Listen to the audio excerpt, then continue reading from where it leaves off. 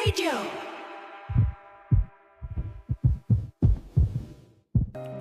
Magandang araw po sa inyong lahat. Ako po si Estrella at sumulat ako sa inyo, Papa Dudut, para ibahagi ang kwento ng dalawang pinakaimportanteng tao sa buhay ko. Sina Sol at Luna. Taong 1970s noong pareho silang natutong umibig pero sa kasamaang palad. Ang mga taong inibig nila ay nawala sa kanilang mga palad. Si Sol ay nakaranas ng malalangit at lupang pag-ibig, kung saan ay hindi niya naabot ang estado ng babaeng kanyang minahal na si Belen. Sa kabilang banda, nagdadalamhati naman ang puso ni Luna nang mawala sa kanya ang lalaking pinakamamahal niya na si Manuel dahil sa isang aksidente. 5 taon simula nang pumanaw si Manuel. Nanatiling sarado ang puso ni Luna para sa panibagong pag-ibig. Si Manuel ang pinakaunang boyfriend niya, Papa Dudut.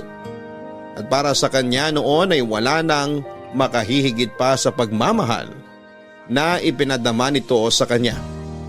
Kaya naman sa halip na hanapin sa ibang tao ang pag-ibig na nawala ay hinayaan na lamang niya ang puso niya na magluksa. Malaki naman daw po ang naitulong ng oras at panahon para maghilom ang sugat sa puso niya. Nakatulong din na noong mga panahong yon ay nakahanap siya ng panibagong trabaho. Mula sa pagiging kasambahay sa pamilya ng kaibigan niyang si Patricia, ay nagkaroon ng opportunity si Luna na ipakita ang galing niya sa pagluluto. Sa tulong ni Patricia ay nakapagtrabaho sa kusina si Luna noong nagtayo ng sariling restaurant ang isa sa mga kaibigan ng mga magulang nito.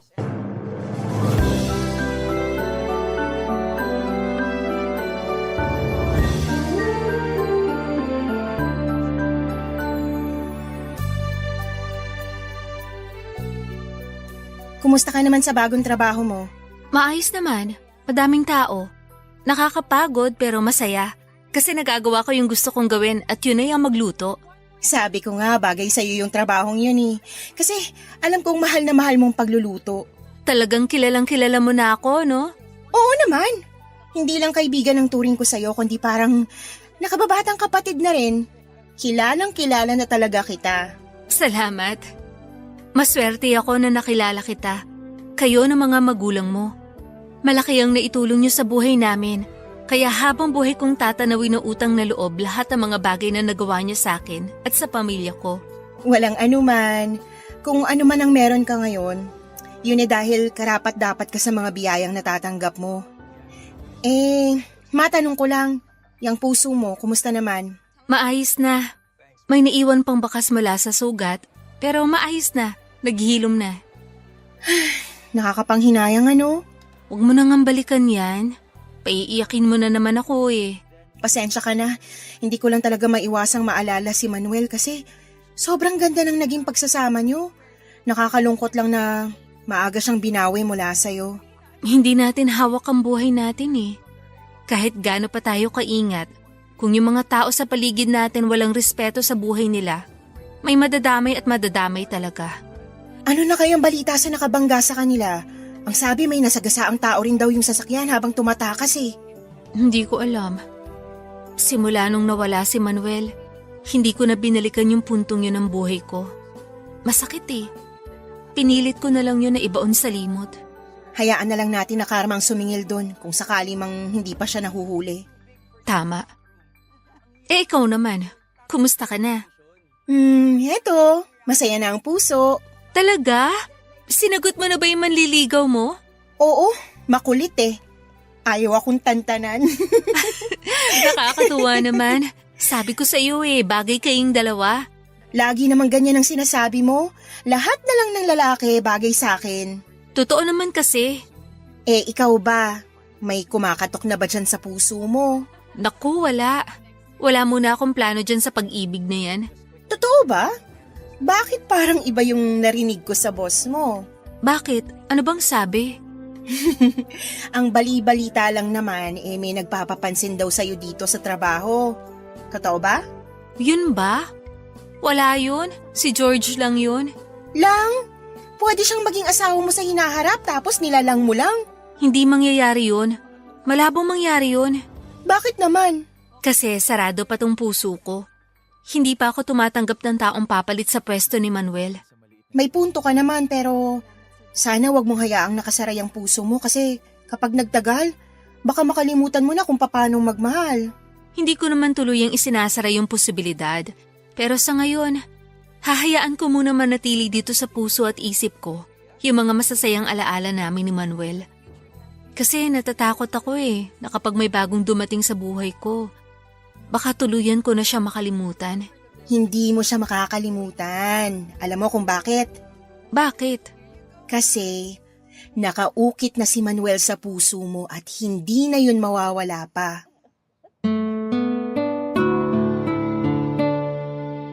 Aminado naman daw po noon na noong mga panahong yon ay lagi pa rin dumadapo sa isipan ni Luna si Manuel. Nasasayangan kasi siya sa maganda sanang future nito dahil napakabata niyang nawala. Sa kasamaang palad, Papa Dudut, ay hindi na nila nahanap kung sino ang nakabangga sa kanya na siyang dahilan ng pagkamatay nito. Pero kahit na ganoon ay pilit na tinanggap ni Luna ang katotohanan dahil wala naman siyang magagawa ukol sa nangyari. Ipinagpapasa Diyos na lamang niya ang lahat dahil alam ni Luna na hindi natin hawak ang buhay natin at hindi din natin alam kung papaano ang magiging ikot ng mundo. Simula noon ay nahirapan na si Luna na buksan ang puso niya para sa ibang tao. May pagkakataon nga noon na isang katrabaho ang sumubok na manligaw sa kanya. Mabait naman daw ang lalaki. Maalaga, gentleman at nakakatuwa siyang kasama. Inayaan niya itong manligaw sa pag-aakalang matututunan din niyang gustuhin ang lalaki. Pero kahit na anong pa-impress ang gawin ng lalaki sa kanya, ay hindi pa rin talaga siya nagustuhan ni Luna. Hindi raw kasi niya maiwasang ipagkumpara si Manuel sa mga bagong lalaki na nakikilala niya sa buhay. Napakataas daw ng standard na sinimulan ni Manuel. Kaya ngayon ay hindi na tinanggap ni Luna ang mga lalaking hindi kayang higitan o pantayan man lang ang pagmamahal at pag-aalagang ibinigay sa kanya ng namayapan niyang boyfriend. Dahil doon ay nanatiling single si Luna sa loob ng 5 taon, simula nang nawala si Manuel, Papa Dudut.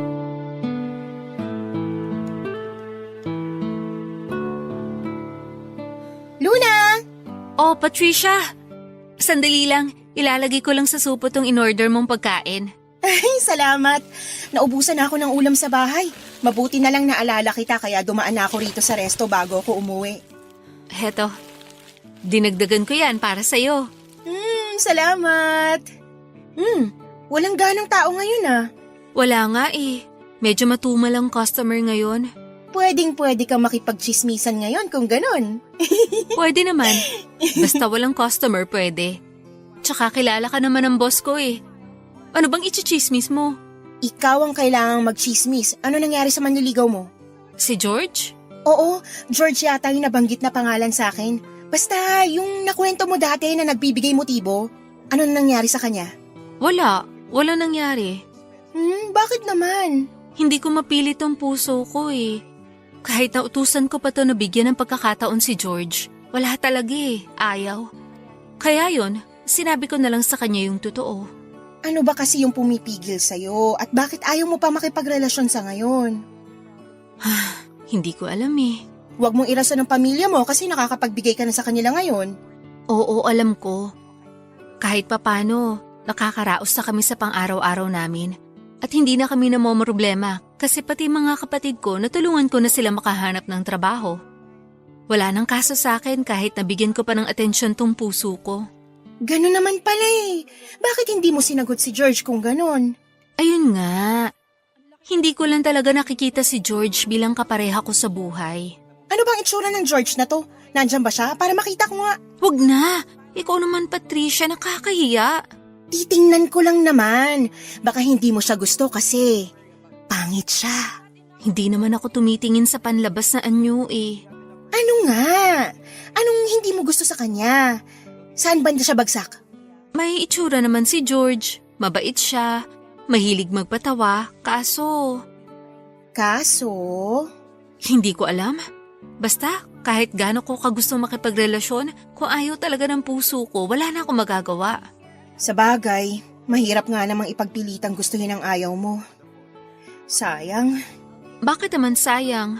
Akala ko kasi magkakaroon ka na ng date eh. Wala naman sa akin kahit wala pa akong nobyo ngayon eh.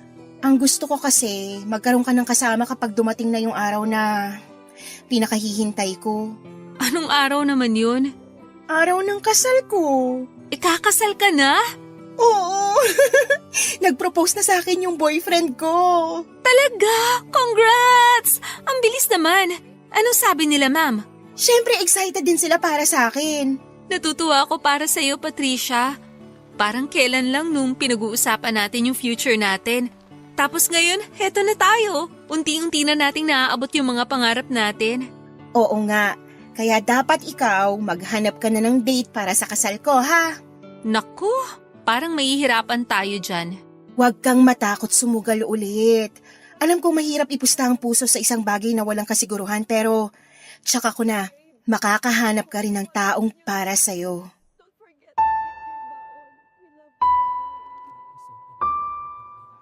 Wala naman daw kaso kahit na mag-isa lamang sa buhay si Luna noon.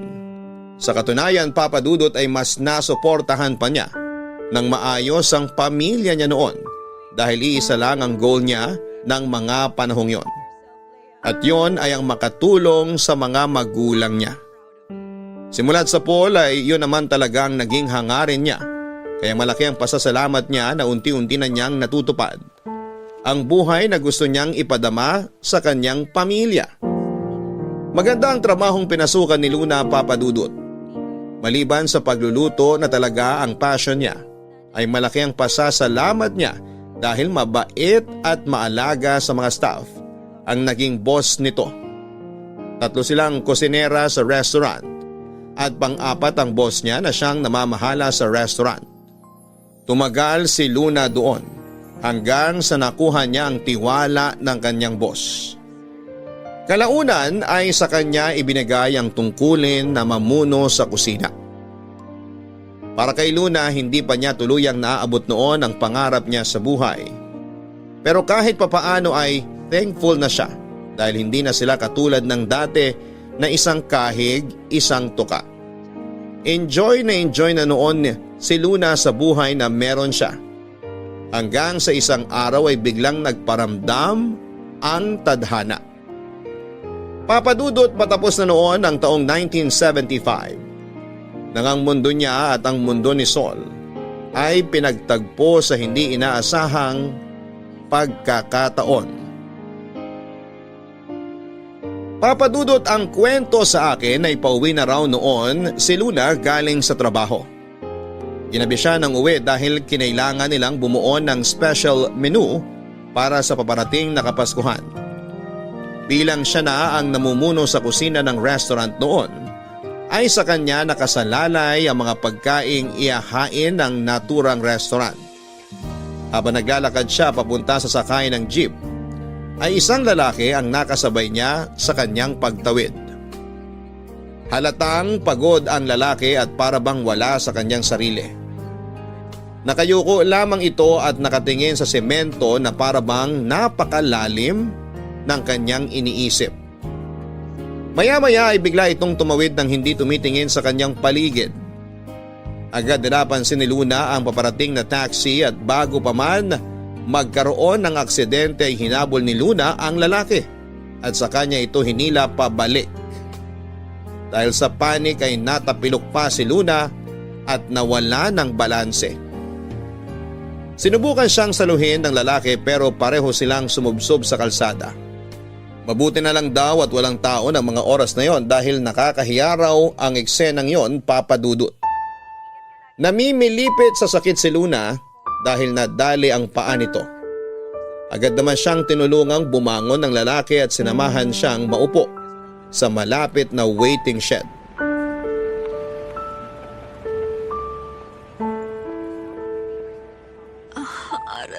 Aray ko. Yung paa ko. Miss, ayos ka lang ba? Miss, Sa tingin mo mukha ba ako maayos? pasensya ka na. Halika, tulungan kitang bumangon. Doon na muna tayo sa waiting shed. Aray ko. Maupo ka ron. Ikaw kasi, ano bang ginagawa mo? Papatay mo ba ang sarili mo? Pasensya ka na. Hindi ko napansin yung paparating na sasakyan eh. Pasensya.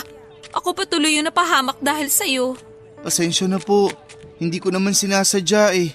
Masakit ba talaga? Hindi masakit. Kita mo, nakangiti pa nga ako. Maupo ka muna rito.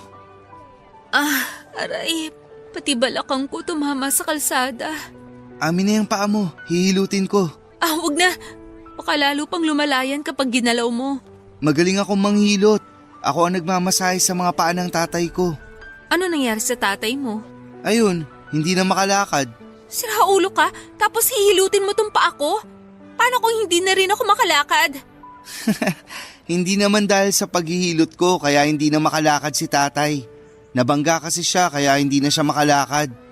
Paminsan-minsan, hinihilot ko siya kahit na wala ng pangramdam yung paa niya. Ano ba nangyari sa kanya? Pauwi na galing trabaho si tatay nung may nakita siyang nagbanggaan sa highway. Uusisain sana niya yung nangyari kaso biglang kumaripas palayo yung isang sasakyan. Ayun, nadamay pati si tatay. Nasagi siya nung patakas ng sasakyan. Banggaan?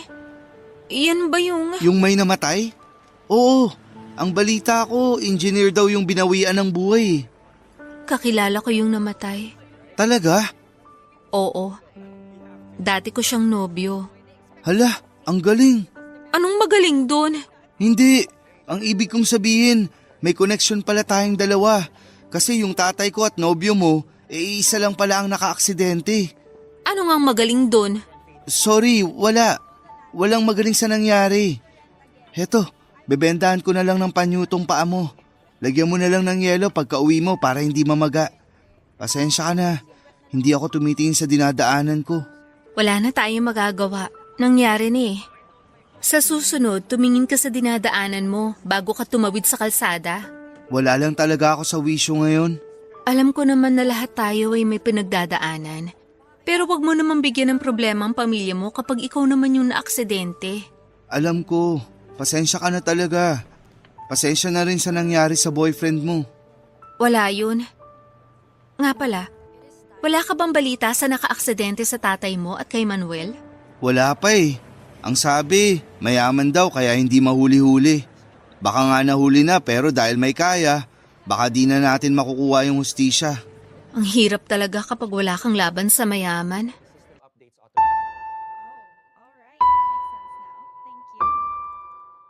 Sa sumunod na araw ay kinailangang umabsent ni Luna sa trabaho dahil nahirapan siyang maglakad. Hindi niya kayang mag-commute kaya nagpaalam na muna siya sa boss niya. 2 araw siyang absent noon sa trabaho niya, Papa Dudut. Halos isumpangan niya si Sol. Kung hindi kasi dahil sa kanya ay hindi sana nasayang ang 2 araw na sahod niya.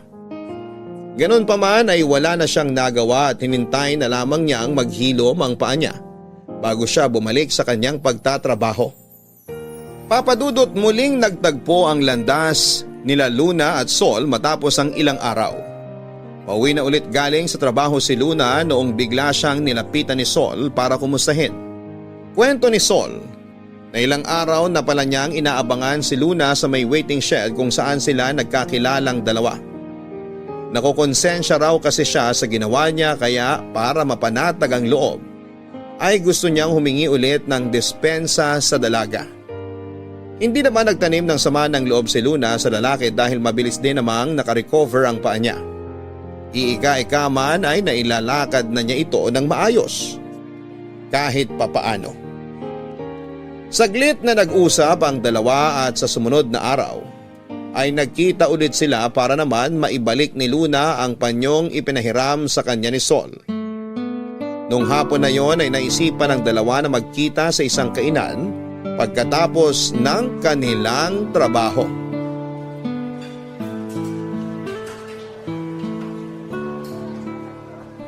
Mabuti naman maayos na yung paa mo. Oo, sinunod ko yung sinabi mong lagyan ng yelo. Pasensya na ulit ha. Babawi na lang ako. Ako na magbabayad dito sa kinakain natin. Wag na.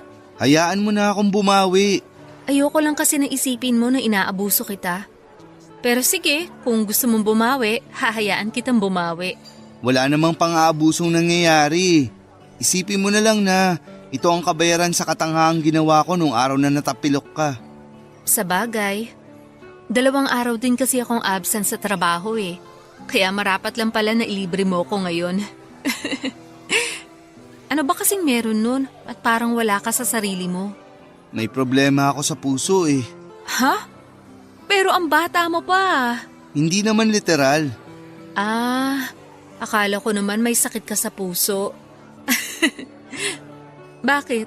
Ano nangyari? Yung babaeng mahal ko kasi, napunta sa iba. Ganun ba? Bakit mo siya hinayaang mapunta sa iba? Wala eh. Hindi kasi kami bagay para sa isa't isa. At paano mo naman nasabi yan? Mayaman siya, tapos mahirap lang ako. Hindi naman problema yun eh. Kapag nagmamahalan kayo, malalampasan niyo ang bawat problemang ibabato sa inyo. Hindi yun ganun kadali. Hindi naman to drama sa radyo na nagkakatuluyan ng mga taong langit at lupa ang pagitan. Hindi mo siguro kasi ipinaglaban, kaya ganun na nangyari. Ikaw ba? Anong gagawin mo kung kunwari ako yung boyfriend mo tapos bigla mong nalaman na nagkaroon ako ng anak sa ibang babae? Siyempre, masasaktan. Ako yung karelasyon mo. Paano ka magkakaroon ng anak sa iba? Ibig lang sabihin nun, niloloko mo ko at para sa akin kapag niloko mo ko, hindi na kita pagbibigyan pa. Kung ganun, tama lang pala yung ginawa ko? Sandali. Ibig mong sabihin na buntis siya ng ibang lalaki? Yung babaeng mahal mo? Oo, ganun na nga nangyari. Gusto naman niyang salbayin yung relasyon namin. Gusto niyang makipagtanan sana, kaso hindi ako tumuloy kasi nga nalaman ko may bata na sa sinapupunan niya. Pero mahal mo pa rin ba siya hanggang ngayon? Oo, mahal na mahal. Kaya nga ako nagkakaganito eh. Ang daming katanungan sa isipan ko ngayon. Paano kung tinanggap ko na lang yung bata? Paano kung nagtanan na lang talaga kaming dalawa? Baka sakaling hindi na ako nasasaktan ngayon. Alam mo, maganda yung naging desisyon mo. Bakit mo naman nasabi? Ang bata, nabubuo sa pamamagitan ng 2 tao.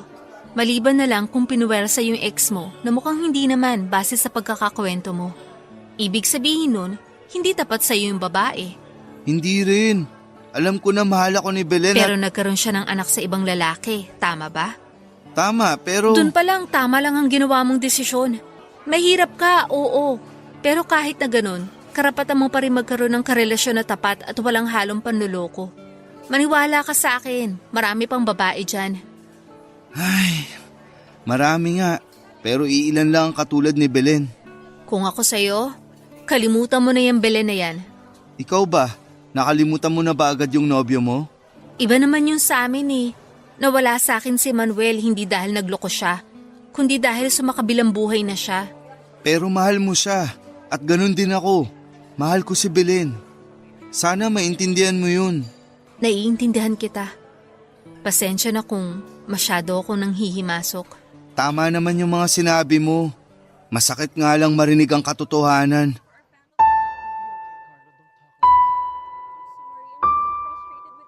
Papadudot, doon na po nabuo ang hindi inaasahang pagkakaibigan sa pagitan nila Sol at Luna.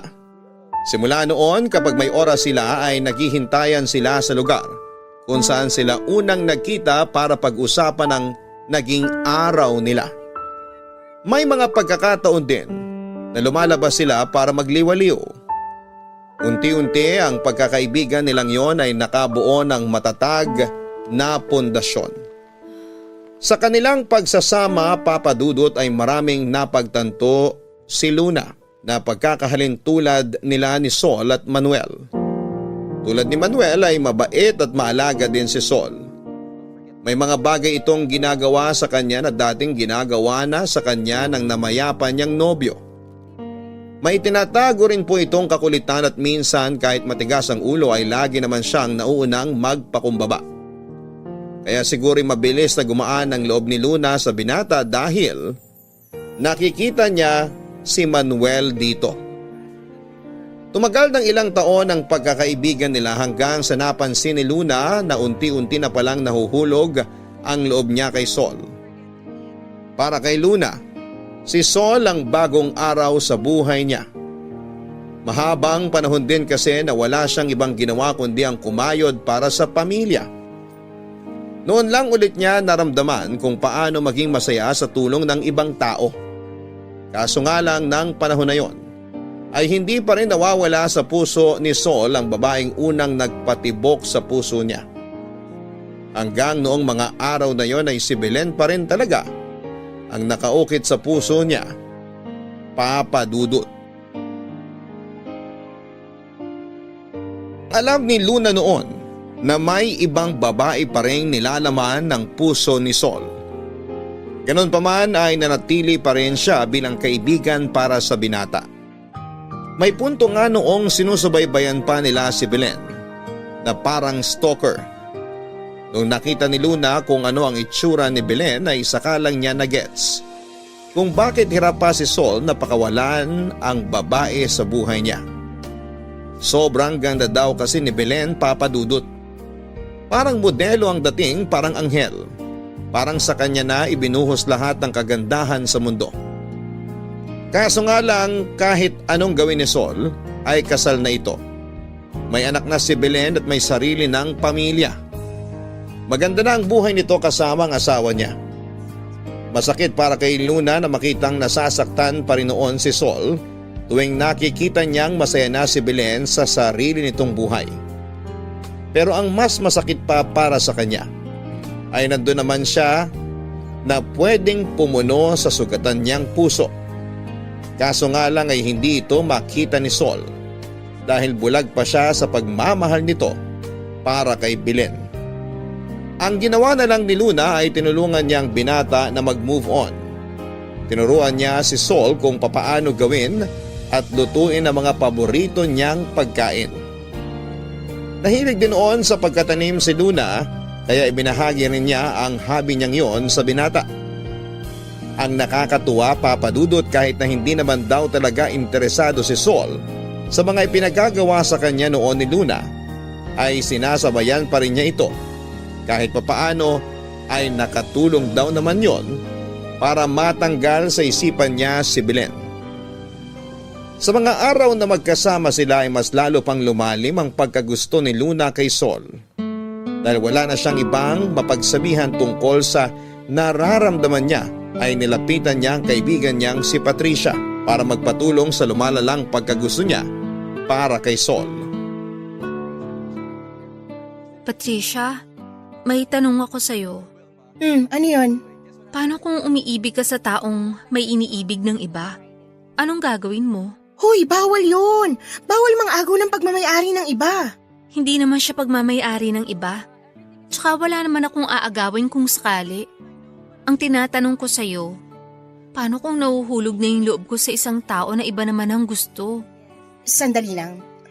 Ito bang katanungan mong to may halong katotohanan o tanong lang ba talaga? Totoong tanong, may minamahal na ulit tong puso ko. Totoo! Congrats! Huwag ka muna magsaya. May problema nga eh. Oo nga pala. Ano ulit yung tanong mo? Ganito kasi, may nakilala akong lalaki. Pangalanan natin yung lalaking yan, ha? Sino siya? Si Sol. Nakilala ko lang siya sa daan habang pauwi ako noon. Itong Sol na to, nagustuhan mo dahil... Dahil mabait siya. Marami siyang katangian na halos kapareho ng kay Manuel. Kaso hindi kanya gusto. Hindi ko alam. Hindi pa naman niya alam na may gusto ako sa kanya eh. Kaya hindi ko rin malalaman kung may gusto siya sa akin ngayon. Basta ang alam ko, yung puso niya ay tumitibok pa rin hanggang ngayon para sa ibang babae. Nako, mahirap yan. May kaagaw ka eh.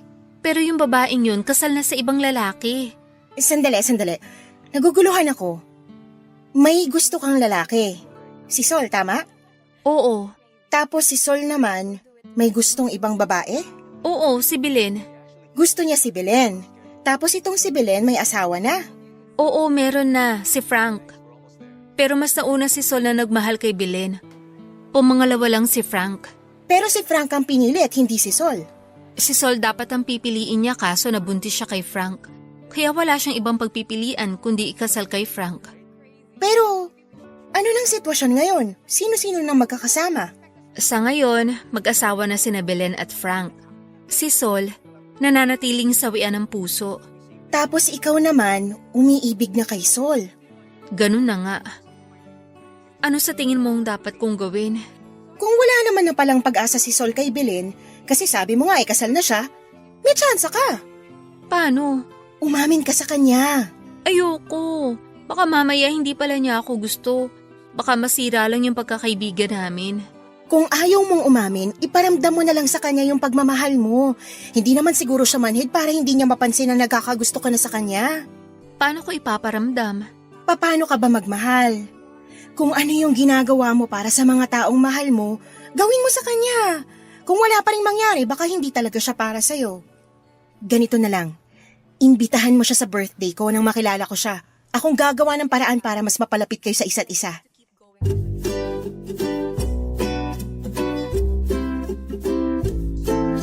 Bilang selebrasyon sa kanyang 32nd birthday ay sa dagat nag-celebrate si Patricia Papadudut. Kasama ang buong pamilya nito pati na rin ang kanyang asawa ay inimbitahan din niya sina Sol at Luna. Naging maayos at masaya naman ang birthday celebration na yon.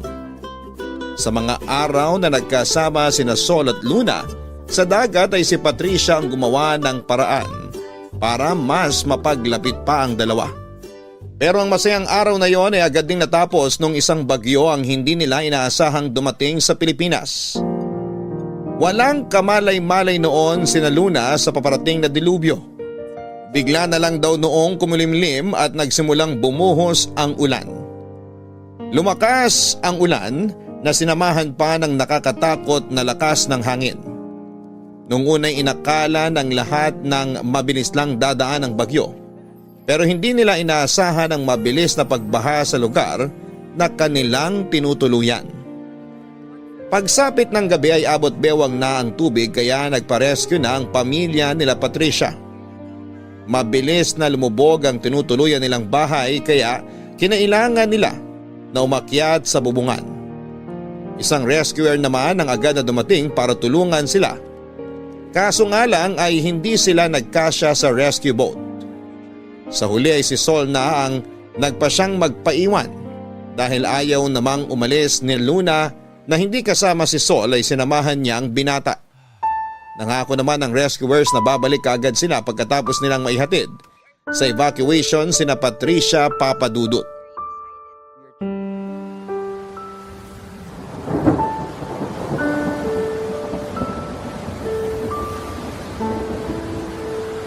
Luna, ayos ka lang ba? Oo, ayos lang ako. Hindi ka ba nilalamig? Medyo. Pero hindi ko na yun nararamdaman kasi natatakot ako para sa lagay natin ngayon. Huwag kang mag-alala. Babalik din daw agad yung rescue boat para kunin tayo. Sana nga makarating sila agad sa ligtas na lugar. Hindi ko na alam ang gagawin ko kapag inabot tayo ng tubig dito sa bubong. Huwag kang mag-alala. Hindi naman kita pababayaan eh. Natatakot ako, Sol. Hindi ako marunong lumangoy. Magdasal ka lang. Hindi tayo pababayaan ng Diyos. Oh Diyos ko, dito na po ba ako mamamatay? Patawarin niyo po ako sa lahat ng kasalanang nagawa ko. Kayo na po ang bahala sa amin. Magtiwala ka sa akin. Hindi kita hayaang mapahamak. Basta dito ka lang sa tabi ko. Maraming salamat. Salamat din at nanatili ka. Sa totoo lang, natatakot din ako. Kung ako lang naiwan dito mag-isa, hindi ko na alam kung anong gagawin ko. Hindi kita pwedeng iwan. Ako ang nag-imbita sa iyo na pumunta rito, kaya hindi kita hahayaang mag-isa lang. Hindi ko mapapatawad ang sarili ko kung sakali mang may mangyari sa iyong masama. Alam mo, naaalala ko sa iyo si Belen. Bakit naman? Kasi katulad niya, ikaw lang din ang nagbigay ng importansya sa akin kahit na ganito lang ako. Huwag mong nilalang yung sarili mo, Sol. Hindi mo lang siguro napapansin pero maraming taong nagmamahal sa'yo. Tulad naman Nino. Ako, hindi mo ba nararamdaman yung pagmamahal na binibigay ko sa'yo? Ibang klase ng pagmamahal naman kasi yun. Pagmamahal bilang kaibigan. Hindi lang kaibigan. Anong ibig mong sabihin? Alam kong wala sa lugar tong sasabihin ko. Kasi binabagyo na tayo't lahat pero hindi natin alam kung ano mangyayari sa atin dito ngayon. Kaya sasabihin ko na sa iyo ang totoo bago pa mahuli ang lahat. Hindi kita maintindihan. May gusto ako sa iyo, Sol. Talaga? Oo. Kaya ako nandito. Kaya kita sinamahan. Kaya ayaw kitang iwan kasi may nararamdaman na ako para sa iyo. Luna. Sorry. Kung ano-ano nang pinagsasasabi ko. Kalimutan mo na lang yung mga sinabi ko. Halo-halo na yung nararamdaman ko ngayon eh.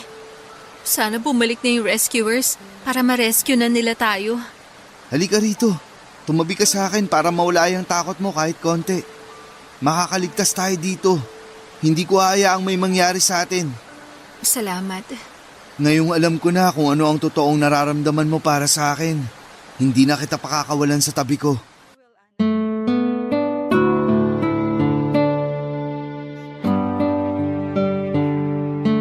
Papadudot hindi na raw po bumalik ang rescue boat noong gabing yon. Nanatili sina Sol at Luna sa bubong ng tinutuluyan nilang bahay. Sa ilalim ng malakas na hangin at ulan. Kahit na sobrang lamig, walang ilaw at walang kasiguraduhan. Sa kanilang kaligtasan ay parehong hinintay ng dalawa na mag-umaga. Halos 15 oras silang nanatili sa lugar na yon bago sila naisalba ng mga rescuers.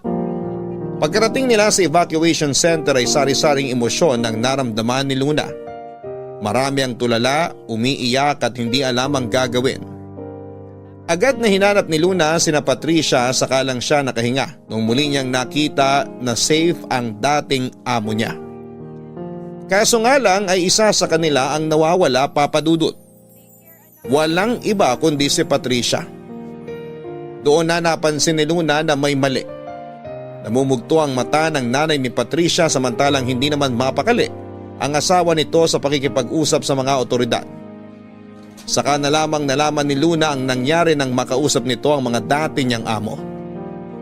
Kaya pala hindi na bumalik ang rescue boat ng gabing yon ay dahil tumaob pala ito dulot ng lakas ng ragasan ng tubig.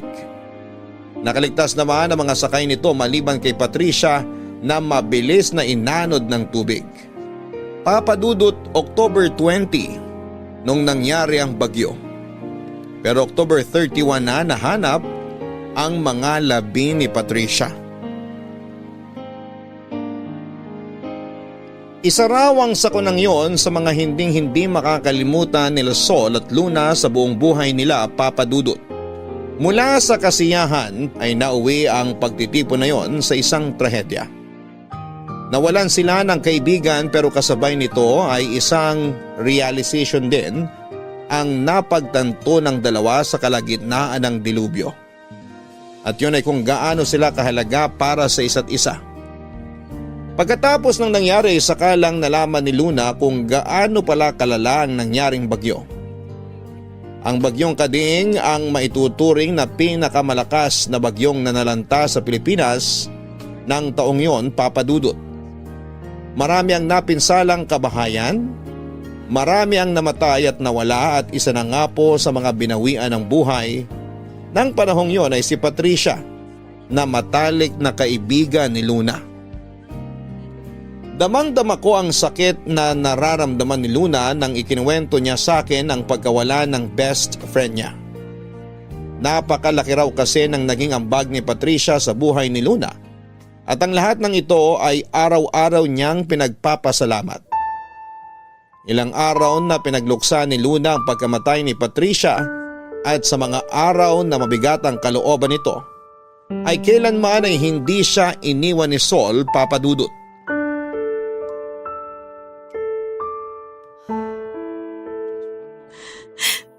Luna, uminom ka muna ng tubig. Salamat.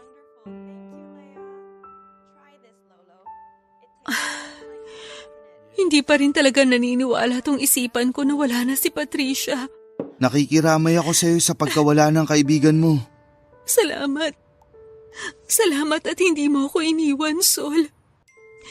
Kung wala ka sa tabi ko, hindi ko alam kung kakayanin ko pa bang harapin tong kalungkutan na meron ako ngayon.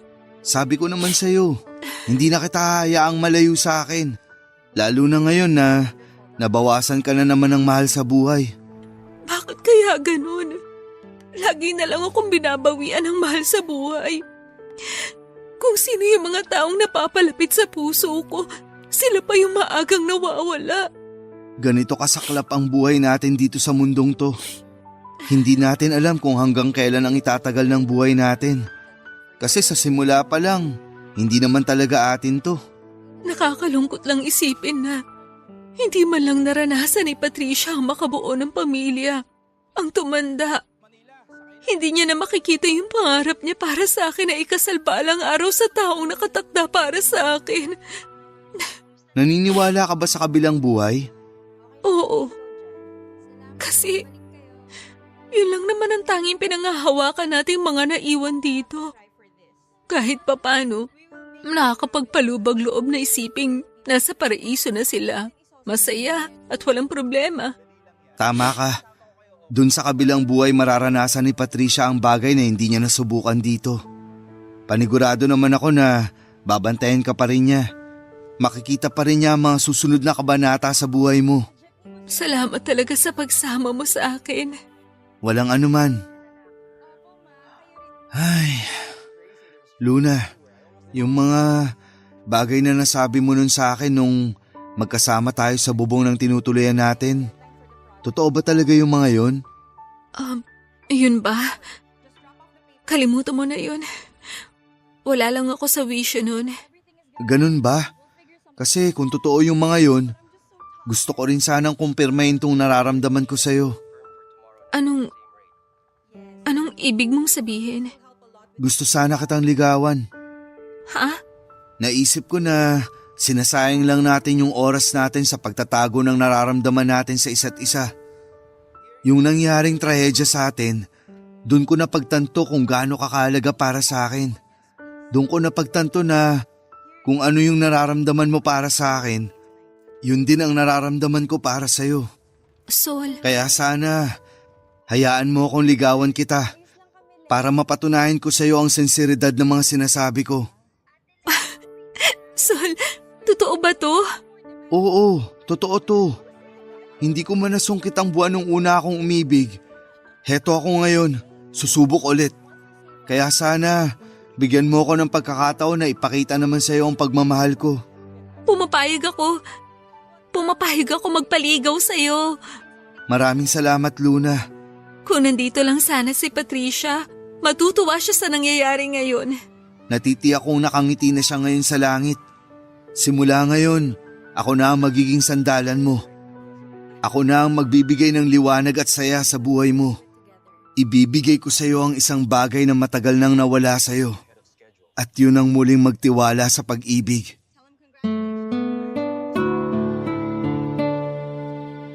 Papadudot ilang buwan ang lumipas simula nang nangyaring trahedya ay nagsimulang ligawan ni Sol si Luna. Noong mga panahong iyon ay limot na niya ang nangyari sa kanila ni Belen. Para bang ang mga sakit na naramdaman niya noon mula sa dalaga ay pinalitan ng tuwa at saya dahil kay Luna. Nakakatuwa nga dahil pareho silang nanggaling sa failed relationship. Kaya pala hindi sila nagkatuluyan ni Belen dahil ibang babae pala ang nakalaan para sa kanya. Sa kabilang banda ay maaga mang nawala ng minamahal si Luna ay agad din namang dumating si Sol sa buhay niya. Ang bagong lalaking nagmahal sa kanya ng totoo.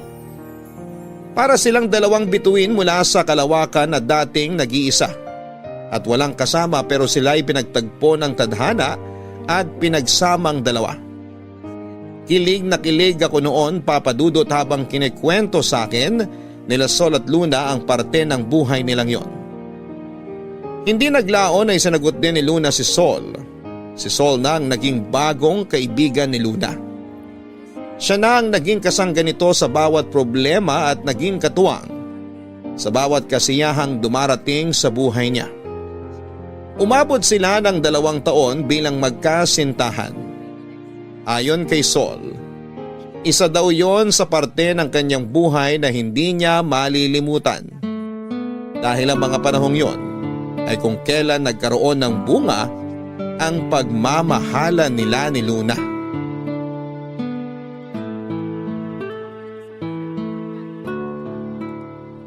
Luna?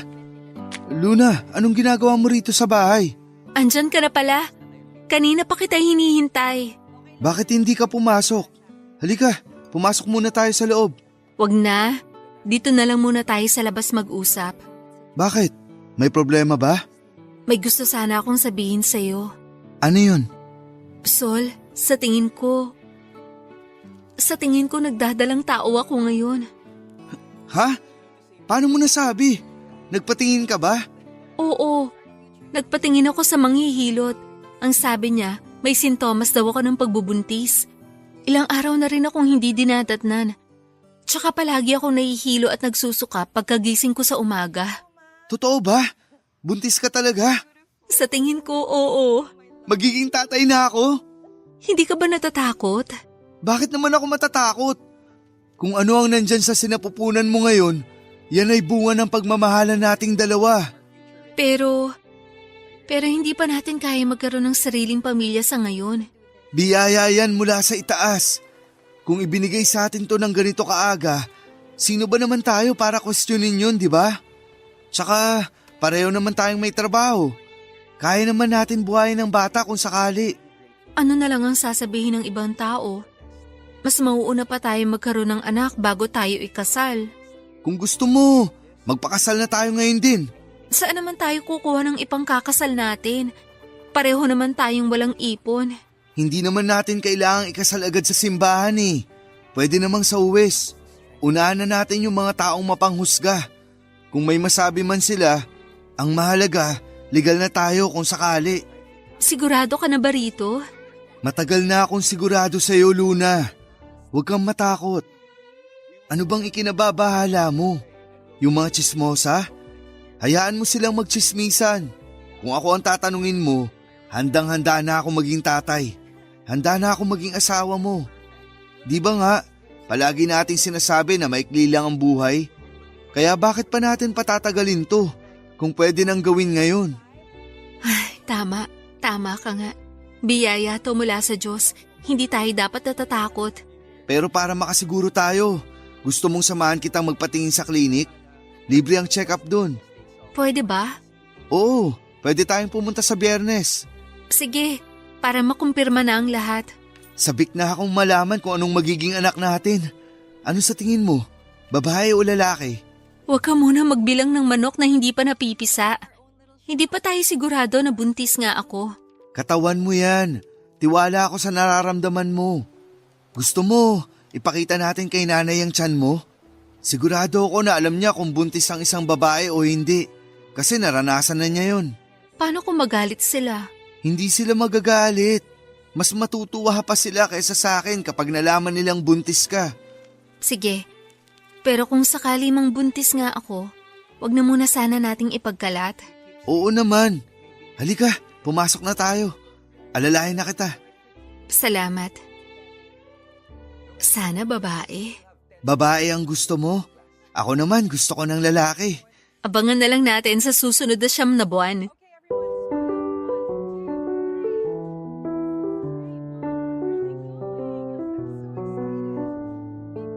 Papadudot na kumpirma na buntis nga si Luna ng mga panahong yon. Bago pa man ipanganak ni Luna ang dinadala niyang bata sa kanyang sinapupunan, ay nag-decide na sila ni Sol na magpakasal na. Wala pa silang sapat na ipon noon kaya sa West na lamang muna sila nag-isang dibdib. Kasama ang kani-kanilang pamilya ay ginawa ng opisyal nila Sol at Luna ang pagsasama nila. Hawak-hawak ang pangakong hindi nila iiwan ng isa't isa sa hirap man o ginhawa. Hanggang sa sila'y parehong tumanda na. Makalipas ang 9 na buwan ay isinilang ni Luna ang kanyang panganay na anak at pinangalanan niya itong Amanda. Sa mga sumunod na taon ay naging matiwasay naman ang buhay pamilya ng dalawa. Nagpatuloy si Luna sa kanyang trabaho bilang kusinera samantalang naging maayos naman ang trabaho ni Sol sa pinapasukan niya. Nasundan pa si Amanda ng 2 pang kapatid na sina Victor at Benilda. Papadudot dito na po nagtatapos ang love story nila Sol at Luna. Pero hindi pa po tapos ang kwento ko sa inyo. Sa susunod kong sulat ay makikilala ninyo kung ano nga ba ang papel ko sa buhay nila Sol at Luna at kung kumusta na ba sila ngayon. Hanggang dito na lamang po muna ang sulat ko sa inyo. Maraming salamat at mabuhay po kayo. Ang inyong forever kapuso at kabarangay, Estrella.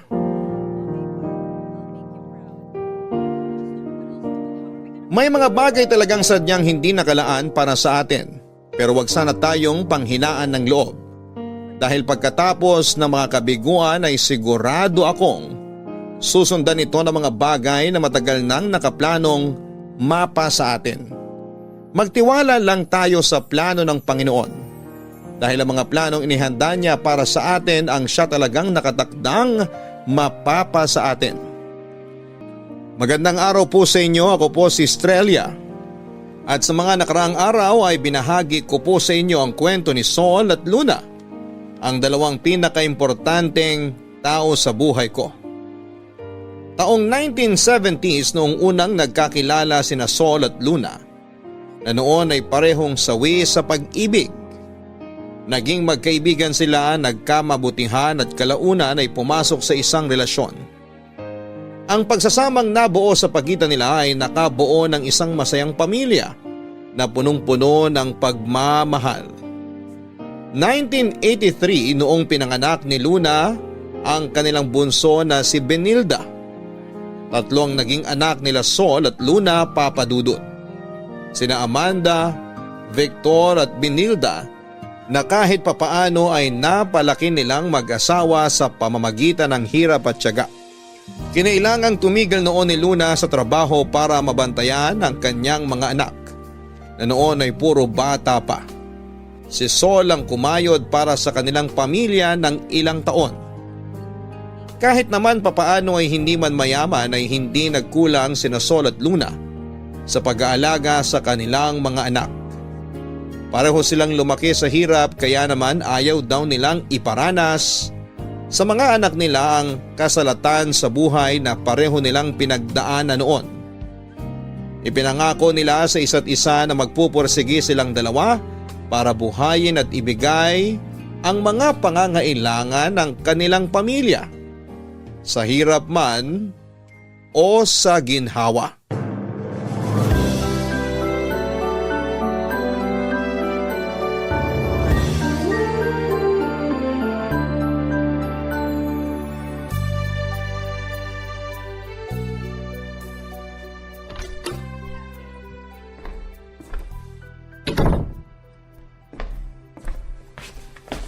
Luna?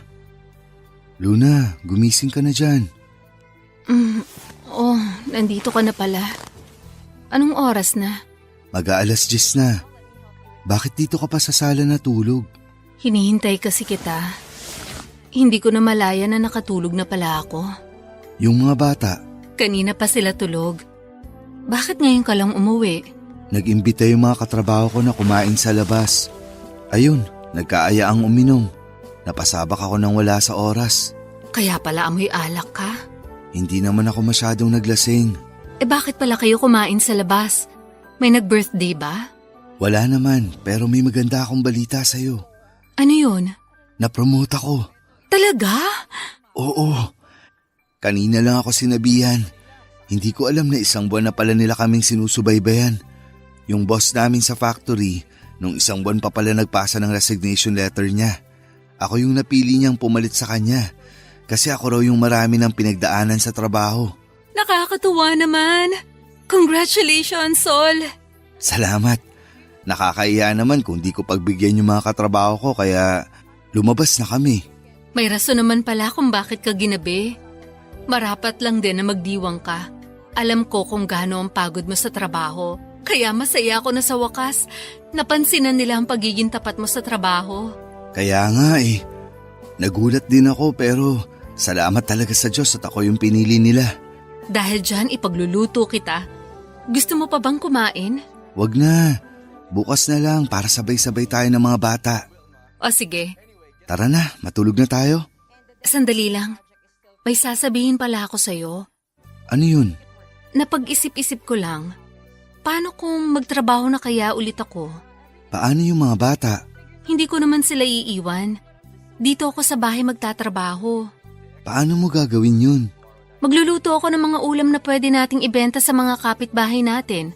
Wala rin naman akong ginagawa rito. Bakit hindi natin subukan? Pwede rin naman. Hindi ka ba mapapagod niyan?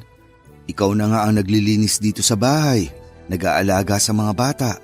Tapos gusto mo pang magtrabaho? Madali lang naman yung mga gawain dito sa bahay eh. Tsaka mabuti na yung may pinagkakaabalahan ako lalo na't mag-isa lang naman ako rito sa bahay kapag nasa eskwelahan na yung mga bata. O sige, maganda nga yan. Maglalabas ako ng puhunan natin para dyan. Kahit 3 o 4 na putahe lang bilang panimula. Sigurado ako bebenta yan. Masarap ka pa namang magluto. Sana nga. Para kahit papano, may pandagdag tayo ng gastusin dito sa bahay. Para na rin makapag-ipon tayo para sa mga bata. Sosuportahan kita basta masaya ka sa ginagawa mo. Salamat. Halika na, matulog na tayo. O sige, halika na. Mga padudot, unti-unti ay binuo nila Sol at Luna ang mga pangarap nila sa buhay. Mula sa 3 putahe ng ulam ay dahan-dahang lumago ang negosyong yon ni Luna. Nagustuhan ng mga kapitbahay nila ang mga lutong bahay nito. Mabilis na kumalat kung gaano kasarap ang niluluto ni Luna. Kaya naman maging mga katabing barangay nila noon ay nagpupunta pa sa kanila para bumili ng ulam. Sa mabilis na pag-usbong ng kanyang negosyo ay isang maliit na karinderya ang naipatayo ni Luna. Noong mga panahong yon ay nasa grade school na ang mga anak nila Sol at kahit papaano ay masaya si Luna na sabay niyang napupunan ang mga pangangailangan ng kanyang mga anak at natutulungan ang kanyang asawa sa pagkayod para sa kanilang pamilya. Mabilis na dumaan ang 10 taon. Naging tahimik at matiwasay naman ang buhay nila Sol at Luna. Wala silang gaanong naging problema dahil pinanindigan nila ang pangako nila sa isa't isa na magmamahalan sila ng tapat at magtutulungang may taguyod ang pamilyang pinapangarap nila. Sa loob ng mga taong yon ay isang bagay ang pinag-ipunan ni Sol para kay Luna. Bilang asawa ay nais ni Sol nabigyan si Luna ng maayos na kasal. Kaya naman kahit natagalan ay sinikap niya itong tuparin sa mismong ika-10 anibersaryo nilang bilang mag-asawa. Magandang umaga. Gising ka na pala. Magandang umaga rin. Halika na, kumain ka na. Kumusta tulog mo? Maayos naman. Napasarap nga eh. Tingnan mo, tinanghali tuloy ako ng gising. Di bale, wala ka namang pasok sa trabaho ngayon eh. Pumasok na ba yung mga bata? Oo, sinundo na sila ni Mang Cardo kanina pa. Halika na, sabayan mo na akong kumain dito. Gusto mo ng kape? Ipagtitimpla kita. Ako na. Kumusta na pala? Nakahanap ka na ba ng gagawa sa ipaparenovate mo sa pwesto? Oo, may nakausap na ako. Sasamahan ko sila mamaya sa pwesto para i-check yung kusina. Tapos ipapaayos ko na rin yung harap ng karinderya. Pwede rin kasi maglagay ng lamesa doon para may makainan yung ibang customer. Mukhang dumadami na talaga ang mga suki mo ah. Madami na talaga. Kaya nga mukhang kailangan ko na rin ng kasama doon eh. Maghanap ka ng kasama mo. Yung pamangkin ni Aling Tessa dyan sa may kanto. Naghahanap yata ng trabaho yun. Talaga? Makausap nga mamaya. Itanong mo, baka pwede siya. O sige, dadaan ako doon mamaya. Ano palang plano mo ngayong araw? Mamamalengke, tapos diretso na ako sa karinderya. Ba't mo natanong? Paano kung magpahinga ka rin ngayon? Ngayon? Bakit naman? Sayang yung kikitain eh. May sorpresa kasi ako sa'yo eh. Ha? Anong sorpresa naman yan? Pikit ka. Anong pakulo na naman to, Sol? Pikit ka na. Oh, heto na, nakapikit na. Amin na yung kamay mo. Ayan. Teka, sinusuotan mo ba ako ng singsing? Pwede ka nang dumilat. Singsing nga! Ibinili mo ako ng singsing? Para saan? Anong okasyon? Hindi lang yan basta singsing. Ano? Luna, gusto sana kitang pakasalan ulit. Ano? Nagpo-propose ka ba? Oo, alam ko na masyadong mabilis yung nangyaring pag-iisang dibdib natin noon. Gusto ko ngayon, sa simbahan naman tayo ikasal. Sol, Huwag kang mag-alala, matagal kong pinag-ipunan to. Sabi ko sa sarili ko na hindi ako makakapayag na hindi tayo ikasal sa simbahan. hindi mo naman na kailangan gawin to eh. Pero gusto ko, kaya nga ako nag-ipon para sa araw na to. Kaya tatanungin ulit kita, Luna. Katulad ng tanong ko sa'yo 10 taon na ang nakakalipas. Gusto mo ba akong pakasalan sa ikalawang pagkakataon? Oo naman, pakakasalan kita kahit ilang beses pa.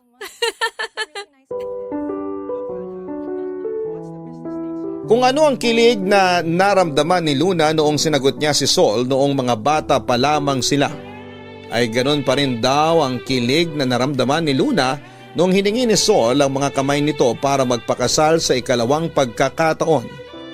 3 buwan ding pinaghandaan ng mag-asawa ang kanilang kasal sa simbahan. Kasamang mga anak, malalapit na kaibigan, katrabaho at pati na rin ang mga dating amo ni Luna na magulang ng namayapa nilang kaibigan na si Patricia, ay muli silang sumampa ng kanilang pagmamahalan sa harapan naman ng Diyos. Pagkatapos ng milestone nilang yon, ay nagpatuloy ang pag-usbong ng pamilya ni Sol at Luna Papadudut. Pinagtulungan nilang palakihin ang kanilang mga anak ng mabuti, may galang at takot sa Diyos. Masasabi ng dalawa na lubos silang pinagpala dahil sa patuloy na pagdating ng grasya sa kanilang buhay. Ang karinderya business ni Luna ay lumago. May punto nga noon na siya ang mag-cater sa mga malalaking events tulad ng kasal at birthday. Nang mga panahong yon ay naisipan ni Sol na mag-resign na sa trabaho para matulungan ang kanyang asawa sa lumalaking negosyo ng kanilang pamilya. Ang karinderya nila ay lumaki at naging restaurant. Sa pamamagitan ng business nilang yon ay maayos nilang napag-aral ang 3 nilang anak. Lahat sila ay nakapagtapos sa kolehiyo at nakahanap ng kanya-kanyang trabaho. Mabilis na lumipas ang mga taon, Papadudut. Hanggang sa hindi nila namamalayang isa-isa nang nagkakapamilya ang mga anak nila. Papadudot na unang nagkapamilya ang panganay nila Sol at Luna na si Amanda. 18 years old lang siya noon nang nabuntis siya ng kanyang boyfriend at ako po ang naging bunga ng pagmamahalan nilang yon. Sa kasamaang palad dahil mga bata pa ay iniwan si nanay ng kanyang dating nobyo. 5 taon nang lumipas ay nakahanap naman siya ng panibagong lalaki na nagmahal sa kanya. Sa edad na 23 ay bumukod si nanay kasama ako at ang naging stepfather ko. Dahil doon ay malimit ko lang noong makita ang Lolo Sol at Lola Luna na pawang nasa edad na 50 anyos na noon. Hindi na po ulit nagkaanak ang nanay Amanda ko. Dahil kalaunan ay napag-alaman nilang baog ang stepfather ko. Yon ang kalimitang rason kung bakit lagi nag-aaway ang mga magulang ko noon. Hindi ko alam kung bakit pero ang pagiging baog ang ginawang dahilan ng stepfather ko kung bakit siya nang bababae. Hindi nagtagal ay nilayasan niya kami at mas pinili niyang sumama sa ibang babae, Papadudut. Sa loob ng 10 taon ay mag-isa akong inalagaan ni Nanay Amanda hanggang sa naisipan nitong maging OFW sa UAE. Dahil walang mag-aalaga sa akin ay iniwan ako ni Nanay kina Lola Sol at Lola Luna. 15 years old ako noon, Papadudut, nung iwan ako ni Nanay. 3 taon siyang nagtrabaho sa ibang bansa bago kami nakarinig ng masamang balita mula sa pinagtatrabahuhan niya.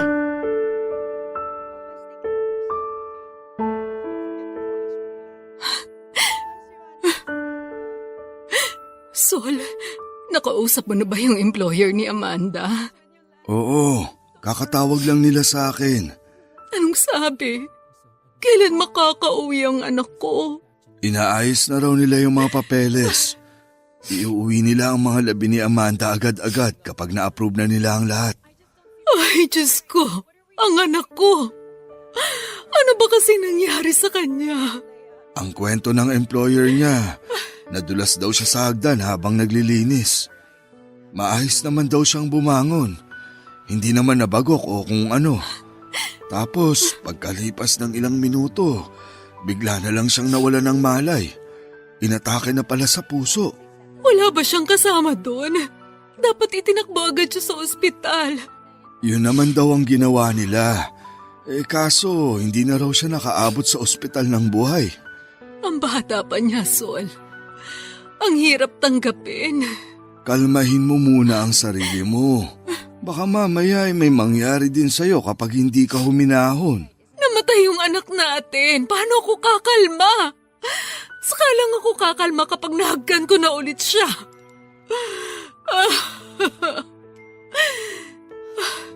Kailanman, hindi ko inakala na mas mauuna pa ang anak ko kaysa sa akin. Napakasakit bilang ina. Na ako pa ang maghahatid sa anak ko sa huling hantungan niya. Alam ko. Mahirap para sa isang magulang na makita ang mga anak na mas nauuna pang pumanaw kaysa sa kanila. Masakit pero kung hanggang dun na lang talaga ang ipinahiram na buhay ng Diyos sa kanya, kailangan nating tanggapin yun. Ang hirap lang talaga. Sol, pauwi na natin siya. Oo, nakikipag-ugnayan na ako para maibalik natin siya dito sa atin. Nakausap mo na ba ang mga kapatid niya? Alam na ba nila ang nangyari? Nakausap ko na si Victor kanina. Papunta na sila rito kasama yung pamilya niya. Si Benilda naman hindi pa sumasagot ng tawag. Baka nasa trabaho pa siya. Susubukan ko ulit siyang tawagan mamaya. Sabihan mo siya para makaluwas agad sila. Manggagaling pa naman sila sa malayo. Oo. Paano pala natin sasabihin kay Estrella yung nangyari? Nakauwi na ba siya? Mamaya pa yun makakauwi galing sa eskwelahan nila.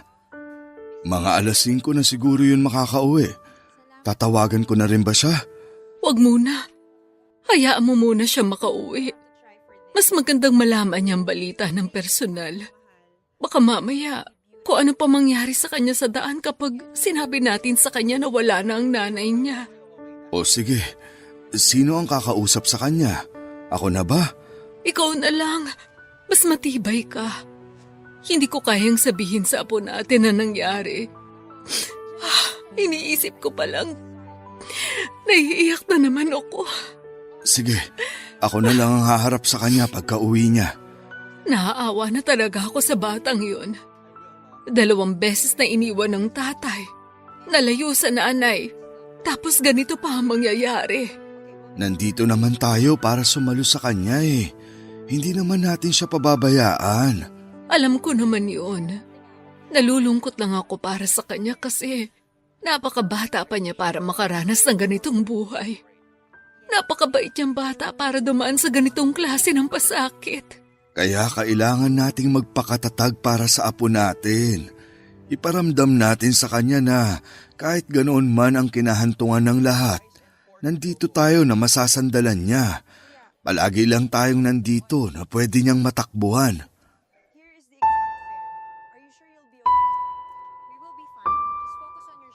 Kakauwi ko lang galing sa eskwelahan noon, Papa Dudut. Pagod at stress ako noon sa mga requirements ko noong sinalubong ako ni Lolo Sol mula sa labas ng bahay. Inaya niya akong umupo sa tapat habang pinagmamasda naming pareho ang kulay orange na kalangitan. Hindi ko alam kung bakit pero noong mga oras na yon ay nararamdaman ko kaagad ang lungkot sa boses nito. Pinag-usapan namin ang kalagayan ni nanay sa ibang bansa at kung ano ang nangyari sa kanya. Ipinalam niya sa akin na wala na ang nanay ko at para kong sinaksak sa puso noong marinig ko ang mga nangyari, Papa Dudut. Natagalan bago na iuwi ang mga labi ng nanay ko. Pagka-uwi niya sa Pinas ay pinaglamayan namin siya ng 1 linggo bago inilibing. Teenager pa lamang ako noon, Papa Dudut, pero pareho na akong nawala ng magulang. May tatay ako na noon ay may sarili ng pamilya at nanay na binawian ng buhay dahil sa pagkayod sa ibang bansa. Simula noon ay sina Lolo Sol at Lola Luna na ang tumayong nanay at tatay ko. Ipinagpatuloy nila ang pagpapalaki at paghubog sa akin para maging isang mabuting tao. Ako ang naging katuwang nila sa kanilang restaurant at ito ang pangunahing pinagkunan namin ng pag-aaral ko. Nung makagraduate ako ay agad akong naghanap ng trabaho, Papa Dudut. At dahil sa magandang credentials ay agad naman akong nakuha sa trabaho.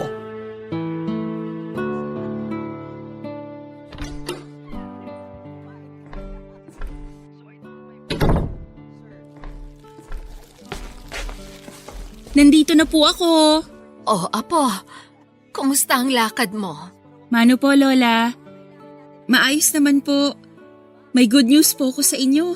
Ano yung good news na yan? Nasaan po si Lolo? Nasa likod. Kinukumpunin niya yung lababo. Teka, tatawagin ko.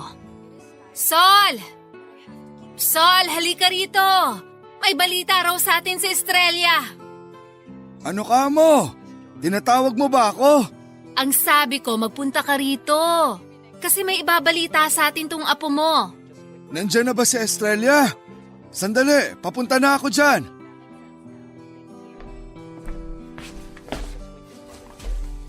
Oh, Estrella, ano yung balitang sinasabi nitong lola mo? Ang good news ko po sa inyo, nakakuha na po ako ng trabaho. Talaga? Congratulations kung ganon. Sabi ko naman sa'yo, papasa ka eh. Oo nga po, tama po kayo, Lo. Wala ka kasing bilib sa sarili mo. Nung simula pa lang, alam ko na nakukunin ka agad nila. The best ka kaya? Sus, ikaw nga tong kinakabahan para sa apo mo eh. Hindi ah. Basta apo, lagi mo tong isipin. Proud na proud kami sa'yo. Tama ang sinabi ng lolo mo. Kami ang numero 1 tagahanga mo. Maraming salamat po, Lolo Sol, Lola Luna. Kung nandito lang po sana si Nanay, sa tingin nyo, magiging proud din po kaya siya sa akin? Oo naman. Noon pa man, proud na sa'yo ang nanay mo. Tama. Manang-mana ka kaya sa kanya. Pareho kayong palaban at madiskarte. Madami mang pagsubok ang pagdaanan. Lagi kayong nakakaraos. Katulad ng lola mo. Sobrang dami ng pinagdaanan niyan. Pero lahat ng problemang hinarap niya, nalampasan niya lahat ng yun. Ngayon alam mo na kung kanino ka nagmana. Sa inyo po. Pero may isang bagay po kung hindi namana sa inyo. Ano naman yon? Yung masarap na pagluluto. Kahit anong gawin ko, hanggang ngayon takot na takot pa rin akong humarap sa kalan. Ayun lang. Natrauma na rin siguro ako ng bata ako. Natalsikan lang ng mainit na mantika, ayaw na ulit humawak ng kawali. Isipin mo, hindi ka takot sa dugo pero takot ka sa kumukulong mantika. Oo nga po eh. Nga po pala, may inuwi akong merienda natin. Hulaan niyo po kung ano. Ano yan? Pansit! Amoy na amoy ko eh. Opo, pansit bihon po. Ang talas talaga ng pang-amoy niyo, Lo. Ako pa ba? Paborito yung lutuin ng lola mo nung araw. Dapat nagsabi ka na lang para ipinagluto kita ng pansit. Hindi ko na po kayo masusurpresa kapag sinabi ko sa inyo. Kung sa bagay nga naman. Ihahanda ko lang po to para makakain na tayo. Diyan lang po kayo ha. O siya, sige. Tikman nga natin yan kung mas masarap kaysa sa pansit ng lola mo. Aba syempre, mas masarap yung sa akin.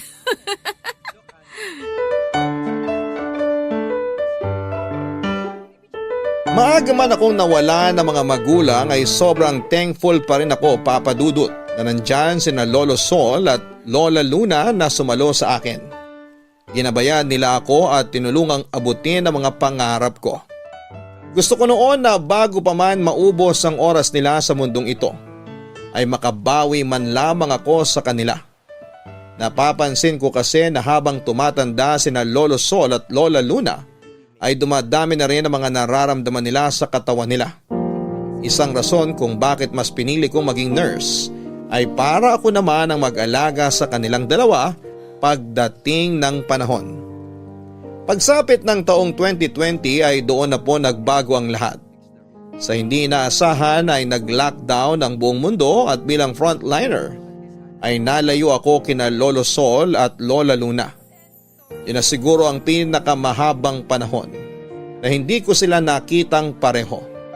Mahigit 8 months rin akong nagstay sa quarantine para hindi ko sila mahawahan ng COVID-19. Mabuti na lamang at sinamahan sila ng pangalawa nilang anak na si Tito Victor. At kahit papaano ay nakahinga ako dahil may kasama sila sa kasagsagan ng pandemic.